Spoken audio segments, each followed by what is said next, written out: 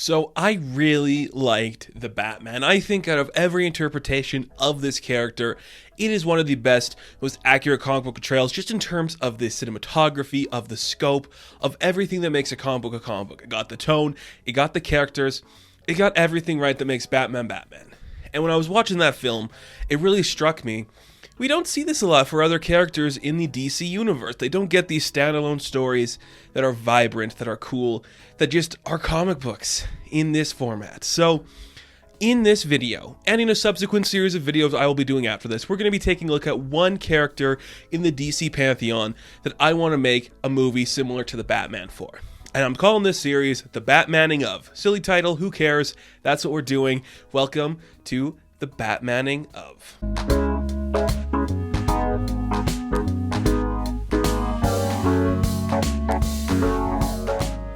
Oh boy. I figured we would start with a character like the Flash. Now, if you are a fan of this channel, then you know I have a couple problems with the character of the Flash. And we'll get into that a bit here. First off, I wanted to start with this character simply because he is in the public consciousness. It is a character that has kind of become a household name for certain people, has kind of become this thing that people like. But even though Barry Allen's a character I'm not the biggest fan of, I've never had like that gravitas towards him.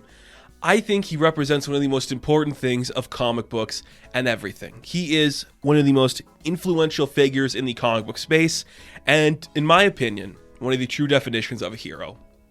Now, one of the things the tone of the Batman got right was the hope that Bruce feels inside himself to help the people of Gotham.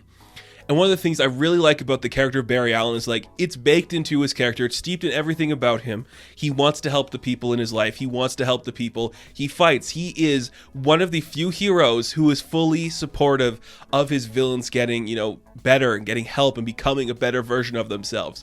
And that's something I want to see baked into his characterization on film, because we see this interpretation of Barry a few times. He is always like presented as like the adorable, lovable misfit who doesn't really get to branch out and do anything different really. He's just kind of like the quirky one, the socially awkward one. And that's a part of his character. Barry is clever, he is smart, he is kind of socially awkward and maybe doesn't always read a room perfectly, but he's never incompetent and never silly. He's campy, he's quirky, but he's not silly or a goofball. He's just a little bit out there in terms of a presentation. And that's something I like to see. He's not the guy who's going to actively, pursue a challenge that's in over his head. He'll think about a situation, analyze it, and figure out the best way to help the villain or the person involved in that challenge. He is the definition of a hero, and he works best. He works the best when he is a part of that Silver Age of characters. He's not somebody who needs the dark, brooding, gritty. He's a guy who needs the playful, lovable, bright colors of the Silver Age. And that's the kind of thing I want to strike when we talk about this movie. I want to get a Barry Allen who is pleasant, who is happy, who is bubbly, who is everything that goes out of his way to help people and never once questions why they deserve help. He looks at every single villain in his life, whether it be the insane gorillas, the speedsters, or just the rogues. He wants to help them all and do the right thing. I kind of brought it up at top. I do want to talk about my kind of relationship to these characters as we go through them. When it comes to Barry Allen, I am not the biggest fan. I've kind of said this before in other places. I am a Wally West guy here and there. But there is something about Barry that people love and adore. To me, it's because I watched things like the Justice League cartoon. I was reading some comic books when Wally was center stage. I've seen Young Justice. Wally is my character. When it comes to the Flash characters, Wally was the one I connected with. But Barry Allen, he is one of the most important figures in comic books, if only for one of the reasons, I believe, is his death in Crisis on Infinite Earths. Those of you who don't know, Barry kind of gave like the ultimate sacrifice in Crisis by letting the other people continue on the story of DC by sacrificing himself in a very untimely death. It is one of the most important deaths in comic books.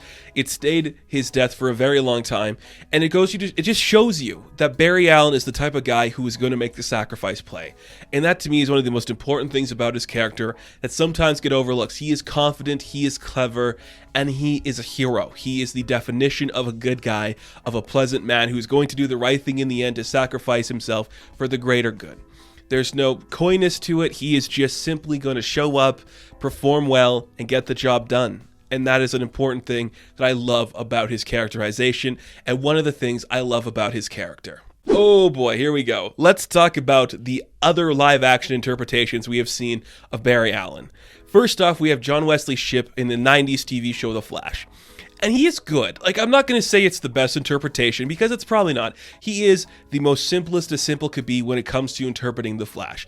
And he does a good job of that. It's definitely a character from the 90s where it's like, this is how we make these television shows. This is how the characters have to act. It does go into some interesting areas, and I do think it's probably the second best one. John Wesley Shipp subsequently plays a version of Barry Allen in stuff with Crisis when it goes to the CW, and that's all good too. But the best person to play the Flash has to be Grant Gustin. Now, we could probably sit here and talk about Grant Gustin's interpretation forever. He nails a lot of the things. I think the physicality he nails, the intelligence he nails. The problem I face when it comes to Grant's portrayal is he's pretty much done everything and nothing for the character. He has had every major storyline adapted for him. He has fought every villain. He has done pretty much everything necessary for the Flash Barry Allen character, and yet it feels like it's done. Like, he's had his stay, it's run its course, and now we're just kind of over it. But as everyone we've seen play Barry Allen, he's easily the best. He's got the look, he's got the vibes, he's got the energy. That's what you want from a Barry Allen, and that's what we're getting from this Barry Allen. And that leads us to the amazingness that is Ezra Miller. And I say that sarcastically because Ezra Miller is a problematic figure both on screen and off screen. We won't talk about off screen, there's no need to it, but on screen, it's like watching a dark, edgy version of a character who's supposed to be from the Silver Age act like an intense person. There is nothing to it, there is no substance, and it feels very hollow and fake. Aside from my personal belief that Ezra Miller is a terrible person, this version of Barry Allen is just bad. But they have the most cheerful moment in all of film history, so what do I know? I guess people do like themselves an Ezra Miller Barry Allen. So when it comes to the tone of the film I'm looking for, I want it to do something that we saw for the Batman. Batman had this dark energy to it surrounding it, a very noir, steeped in this kind of mythology of a city like that. I want to do the same thing for what makes a good Flash comic. One of the things I was looking for is how do we find like the perfect beats for this? What is the tone we need to strike? Kind of like how Matt Reeves described his version of Gotham City as Chinatown and that kind of like era of like the detective story. I wanted to find the right way to do that for the Flash.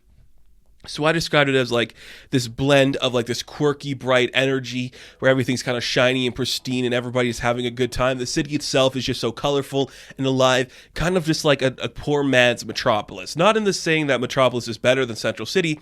It's just like, we're there, we're that happy, but people are here a little more calm, a little more relaxed. We don't have that big flow going on. We're just bright, fun, and quirky. That's all we need to do. And I was like, what kind of a film energy am I going for this? So I'm going to say this. It's going to make sense later on as we get further along what we're talking about here. When I think of like the perfect mix of film that we're going to see for a Flash film, I want it to be kind of like the Italian Job where it's like this high stakes crime thing mixed with the high ball strung energy of Sonic the Hedgehog. And I know that's a weird combination, but if you take the energy of Sonic the Hedgehog, this really good guy who's making quips and he's very witty, very fast on his feet, always fast and never slowing down, with the energy of these brilliant crime guys going through this job trying to get like this one big heist out of them, you have pretty much the essentials to a classic Flash story. This guy who's quick to make a joke, who's fighting these seasoned veterans of the comic book world. That is something I like to see. So here is my premise for a Flash film. Okay, we're going to start, let's say, 1 to 2 years into Barry Allen actually being the Flash. One of the things I want to make clear as we go further on down this list and we talk about these other comic books and these characters, I'm not doing origin stories. We don't need to do origin stories. We already understand these characters enough to the point we know who they are. So in this world, we see the Flash has already fought a lot of the Rogues Gallery separately. In this movie, my villains are the Rogues Gallery, and I don't have like the specific ones I want to use for it. Let's just say people like Captain Cold, Heatwave, Trickster, Mirror Master, Weather Wizard, those types of villains that we've seen before. The key to this is you don't jump into the Speedster stuff right away. We don't need to see Black Death or Zoom or Reverse Flash or any of them show up. We don't need to see that. You start off small. So he's already fought these rogues before, he's beaten them all, and now they're kind of like deciding, we need to find a way to stop the Flash, we have to find a way to kind of like get our groove back in this world. As much as my film focuses on Barry Allen, I wanted to focus on Leonard Snart, because he's a great counterpart to the identity of Barry Allen in Central City. Barry represents like the positive light of what Central City could bring. He's the thriving son. He's like the forensics chemist doing all this stuff behind the scenes, making people go to jail, doing all the perfect stuff, both as the Flash and as Barry Allen. When Leonard Snart is the genius behind the scenes, pulling all the strings in the criminal underworld, the smartest guy who gets all these technologies for people, who's doing all this stuff to bring up the criminal empire that is Central City. So he says to these other rogues, we got to find a way to stop the Flash. We got to figure out how we're going to do this. And lo and behold, there's a big unveiling at the latest addition to the Flash Museum, because Central City is trying desperately to become a metropolis-like place. So it wants to have its heroes be beloved. So the Flash is getting a museum, and there's going to be a big heist pulled off by the rogues to break into that Flash Museum, and that's how we're going to start the Flash universe. I think it's low-scaled enough. It is enough of a story where you're seeing the positive vibes. It's a simple story, a couple of colorful guys with guns that shoot fire and ice, fighting the fastest man alive in a simple story that's just a fun, bubbly heist film. That's a classic Flash comic book. Just a couple of weird guys going through mirrors and throwing yo-yos, suddenly fighting a speedster. How do they trip him up? How do we get through that tension? You could easily do the counterpart where you have the Flashes running against each other in the yellow and red. I don't need to see that. We don't need to see that. But if you have some very smart villains tripping up the fastest man alive and he's trying to struggle, like, how do I solve the case of what happened to my father with how do I get out of this situation? With the rogues, you have the makings of a really fun story that captures the energy that a Flash movie should. It's witty, it's bouncing off the walls, it is Silver Age, it is campy, it is everything a Flash film should be. We have that in play. Who do we get as our director for The Flash? Now, this is kind of a fun one. I wanted to find somebody who can capture the right spirits of the crime energy, the action of the energy of that film. Make sure somebody who has an appreciation for a bygone era of cinema. Who do you get to do that? Again, since this is rhetorical, I wanted to find a Matt Reeves-like name as somebody who's so big and so powerful in this industry that they could potentially steer the ship for an entire franchise. I went with Edgar Wright. Now, Edgar Wright has worked on Ant-Man. He has some, producer credits in there.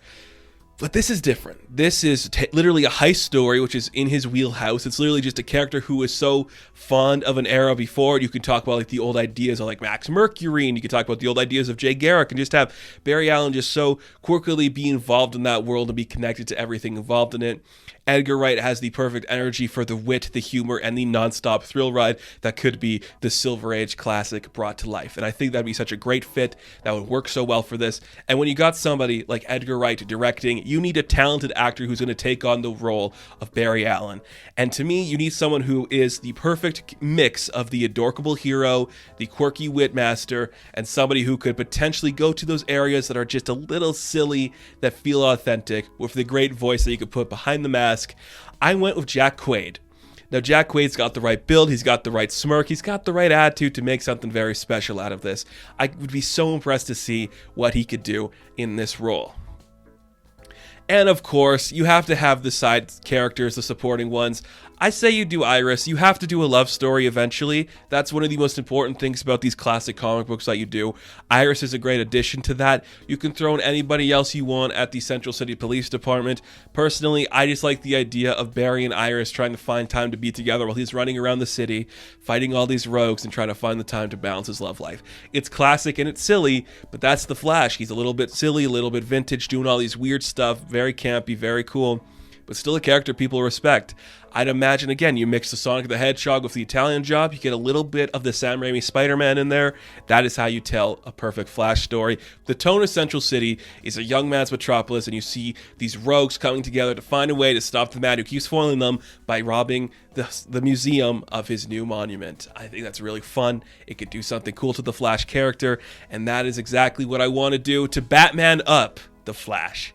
So let me know your thoughts on this. Does it sound interesting? Do you like my picks for the director and actor? Is this a fun story? Let me know what you think.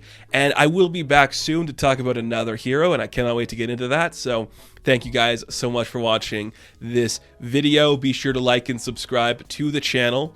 As always, you can check me out on Instagram, TikTok, and Twitter. And as always, I will catch you in the next one. Have fun. Stay safe. Good luck.